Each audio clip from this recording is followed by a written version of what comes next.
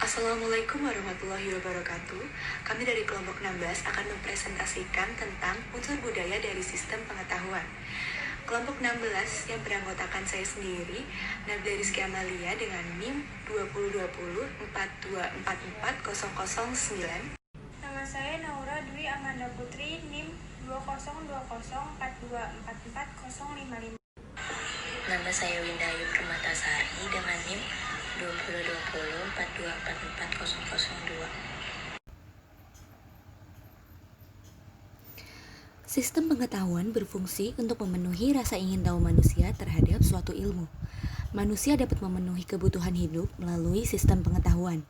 Dengan adanya rasa ingin tahu, maka manusia akan melakukan penelitian dari mulai penelitian sederhana bahkan sampai penelitian yang kompleks. Melalui cara mengatasi masalah persebaran penduduk, penelitianlah manusia dapat mendapatkan banyak ilmu baru mengenai kehidupan. Semua yang ada di sekitarnya, mau itu benda, sifat keadaan, atau hal kecil apapun yang diketahui dan juga dipahami, lalu diterima oleh manusia, menggunakan panca indera itu merupakan pengetahuan. Sistem pengetahuan sendiri memiliki arti suatu unsur kebudayaan yang mengatur hal yang dapat membantu manusia untuk lebih berkembang dengan apa yang ada. Banyak suku bangsa yang tidak dapat bertahan hidup apabila mereka tidak mengetahui dengan teliti pada musim-musim apa berbagai jenis ikan pindah ke hulu sungai. Selain itu, manusia tidak dapat membuat alat-alat apabila tidak mengetahui dengan teliti ciri-ciri bahan mentah yang mereka pakai untuk membuat alat-alat tersebut. Tiap kebudayaan selalu mempunyai suatu himpunan pengetahuan tentang alam, tumbuh-tumbuhan, binatang, benda, dan manusia yang ada di sekitarnya.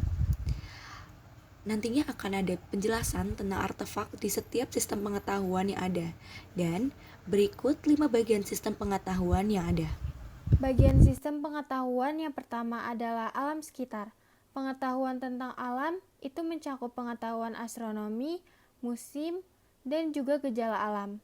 Diperoleh melalui kegiatan sehari-hari, misalnya berlayar, berburu, dan bertani. Yang kedua adalah tumbuhan. Pengetahuan dasar seperti bercocok tanam, hampir di setiap tempat semua masyarakatnya mempunyai pengetahuan dasar mengenai tumbuhan. Misalnya, tumbuhan apa yang dapat dimakan oleh manusia, tumbuhan untuk binatang ternak, tumbuhan untuk obat alami, dan sebagainya. Pengetahuan yang ketiga adalah binatang yang hidup di daerah tempat tinggalnya. Pengetahuan tentang fauna merupakan pengetahuan mengenai binatang-binatang yang ada dan hidup di lingkungan alam mereka. Bagi masyarakat yang suka berburu atau bermata pencaharian berburu, pengetahuan ini sangat penting karena untuk mengetahui binatang apa saja yang diburu serta mengetahui daerah buruan. Bagi seorang nelayan, perlu mengetahui karakteristik suatu binatang agar saat berlayar, nelayan dapat mengetahui bagaimana cara mendapatkan hasil terbaik berburu. Contoh yang kedua adalah bagi masyarakat petani, pengetahuan tentang fauna ini juga sangat penting untuk menjaga tanaman mereka dari binatang yang dapat merusaknya. Tubuh manusia. Pengetahuan ini umumnya terbentuk sebagai usaha pengobatan berbagai penyakit. Pengetahuan tentang tubuh manusia ini biasa digunakan untuk mengobati orang yang sakit. Contohnya, mengetahui ciri-ciri tubuh manusia, letak, dan susunan urat untuk mengobati orang sakit pada masyarakat tradisional. F. Sifat-sifat dan tingkah laku manusia. Pengetahuan ini mencakup bagaimana manusia dalam bertingkah laku, adat istiadat, sistem norma yang berlaku, hukum adat, dan sebagainya. G. Ruang dan waktu.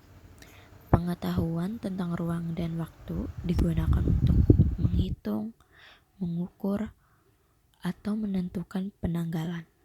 Misalkan untuk menentukan malam Jumat Kliwon atau yang lainnya.